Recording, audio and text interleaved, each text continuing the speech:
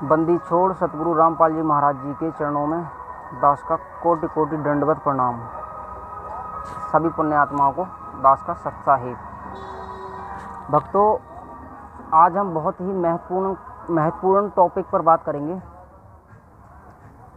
हमारे जो बड़े भाई मैनेजमेंट जो हैं, उनके पीछे जो संगत लगी हुई है, उन्हें गुरुजियों के इन सत्संगों पर विचार करना पड़ेगा कि गुरुजी इन सत्संगों के माध्यम से हमें कौन सी राह दिखाना चाह रहे हैं, वो हमें क्या बनाना चाह रहे हैं, और ये मैनेजमेंट है ये हमारे लिए क्या बना रहा है, ये हमें कौन सी राह पर ले जा रहा है। तो आइए इन सत्संगों पर कुछ विचार करते हैं, थोड़ा इन पर मंथन करते हैं और आप खुद ही इनका निर्णय निकालें भक्तों कि परमेश्वर हमें क्या बनाना चाहते हैं, परमेश्वर हमारे लिए कैसा माहौल बनाना चाहते हैं और मैनेजमेंट हमारे लिए कैसा माहौल बना रहा है। तो आइए देखें इस वीडियो को।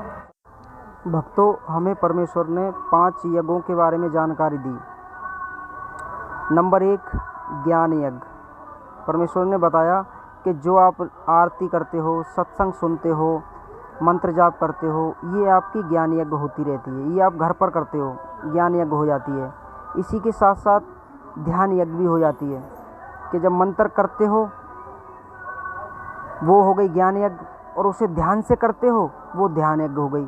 यानी आप नित्य नियम जो कर रहे हो वो ज्ञान यज्ञ हो गई, और उसे ध्यान से कर रहे हो वो ध्यान यज्ञ हो गई।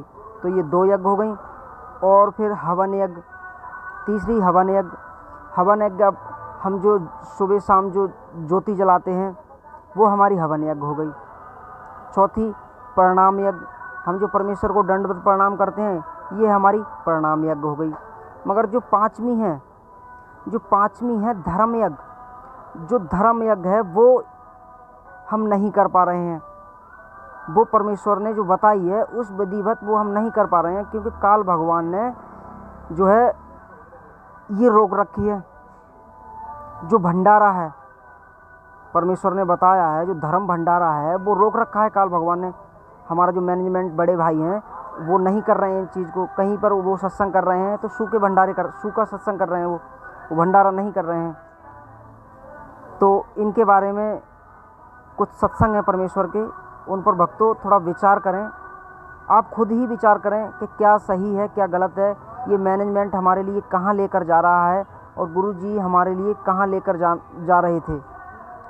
तो सुने ये परमेश्वर के कुछ सत्संग। रूल है, दाता ने एक नियम बनाकर छोड़ रखा है, जो इन नियमों को अपनाएगा वो सफल होगा, उसको वो फल मिलेगा ही मिलेगा। तो एक यज्ञ है धर्म की। आप देख रहे हो सदाव्रत, आपने सुना होगा कभी सदाव्रत। आपको सदाव्रत यहाँ सतलोक आसन बरवाला जिला हिसार हरियाणा में देखने को मिला। किसी समय कोई भक्त आ जा, रात ना आओ, 2 बजे आओ तो सुबह आओ, जाओ भंडारे में, परमात्मा के बच्चे तैयार पाओगे। बैठ भाई।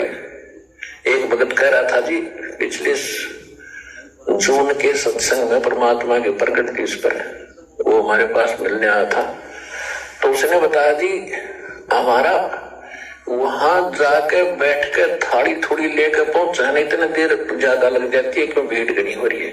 वहां बैठने के बाद भोजन आने में देरी नहीं लगती, जैसे परमात्मा ऊपर से तारण लाग रहा अपने भक्ता ने, 1 मिनट में आ जाता सारा, इतनी बड़ी गायत्री में। तो ये सदा व्रत कबीर भगवान ने लगा रखा है। बच्चों, आपको पता आप कितना दान कर सकते हो, हमें पता है कितना दान आता है।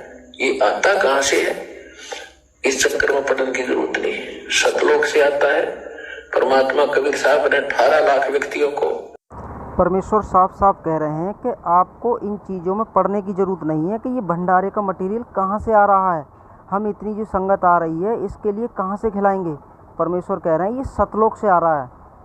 जब परमेश्वर ने कह दिया कि ये सतलोक से आ रहा है तो आपने भंडारे क्यों रोके हैं मेरे भाई, आपने क्यों रोक रखे हैं भंडारे।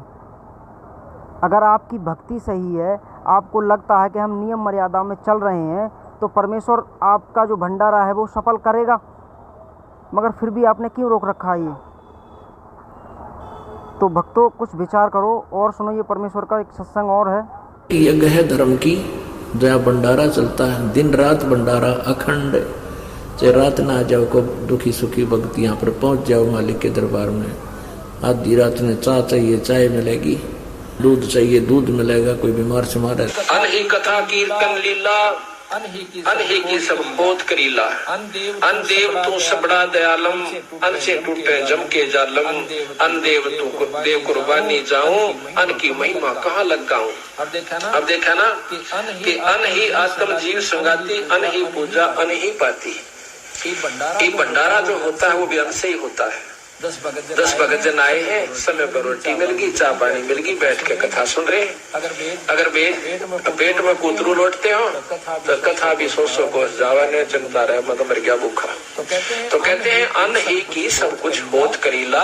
अन ही कथा कीर्तन लीला अन ही की सब होत करीला। अन देव तो बड़ा दयालम अन से टूटे जम के जालम। जम के जाल काल के जाल जैसे ही अन्न का भंडारा हुआ उसके बाद कथा शुरू हुई, ना पहले कथा नहीं हो सकती।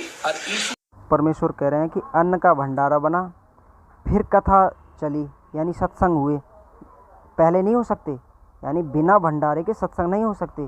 क्यों कह रहे हैं परमेश्वर? क्योंकि मान लीजिए कोई भगत 10 कोस से आ रहा है, कोई 20 कोस से आ रहा है, कोई 5 कोस से आ रहा है, भाई उसके बच्चे भी साथ हैं उसके, या खुद भी भूखा है या बच्चे भूखे हैं, तो उसके परमेश्वर कह रहे हैं उसके पेट में कूतरे लौट रहे हैं, चूहे लौट रहे हैं भूख के मारे, कि वो सत्संग सुनेगा। तो इसलिए परमेश्वर ने कहा कि पहले भंडारा उसके बाद सत्संग। ये परमेश्वर का विधान है और ये काल भगवान ने तोड़वा दिया। जी हमारे भाई हैं मैनेजमेंट, इनके जरिए से ये तोड़वा दिया, ये नहीं कर रहे हैं। और सुने परमेश्वर का ये एक और सत्संग है। तो जितनी आवश्यकता है उतना ही अपने बच्चों को डोज देंगे। और पुण्यात्माओं, यदि जिसमें पूरा विश्व इस सत्य भक्ति को स्वीकार करके और अपने अपने घरों में ये 500 यज्ञ किया करेगा, फिर देखना सतयुग में ऐसा होता था, इतने पुण्यकर्मी प्राणी होते थे, यदि कोई 10 व्यक्ति बैठकर और चर्चा कर देते थे कि भगवान वर्षा नहीं हुई, आपके बच्चे दुखी हो गए, उसी समय परमात्मा वर्षा कर देते थे। परमेश्वर हमें इस सत्संग के माध्यम से समझाना चाह रहे हैं कि आप इस ज्ञान को समझकर, और जब तक आप ये 5 यज्ञ अपने घर पर करोगे तब आपको लाभ मिलेगा। जैसे सतयुग के बारे में परमेश्वर ने कहा, सतयुग में 10 आदमी बैठकर परमेश्वर की चर्चा करते और वर्षा की मतलब थोड़ी सी वो करते और वर्षा हो जाया करती थी। तो परमेश्वर ने घर पर करने के लिए 5 यज्ञ क्यों कहीं, बल्कि जबकि आश्रम में भी 5 यज्ञ हुआ करती थी, इसलिए फिर भी परमेश्वर ने घर के लिए कहा। क्यों? क्योंकि आश्रमों में भक्ति नहीं होती है, भक्ति घर पर ही होती है। आश्रमों में वही बात है कि घर का जोगी जोगना, बाहर का जोगी सिद्ध। आश्रमों में जो भगत हैं ज़्यादातर 90% वो अपने आप को चौधरी बने हुए होते हैं। तो इसीलिए परमेश्वर ने घर के लिए कहा कि 5 यज्ञ जब तक आप घर पर नहीं करोगे तब तक आप जो परमेश्वर भगत बनाना चाह रहा है, जो जिस हिसाब का हमें बनाना चाह रहा है, उस हिसाब के हम नहीं बन पा रहे हैं। तो भक्तों, दास ने कुछ आपके सामने सत्संग पेश किए परमेश्वर के। अगर आपको कुछ इसमें से समझ लगे तो ज़रूर ग्रहण करना। सत साहिब सतगुरुदेव की जय।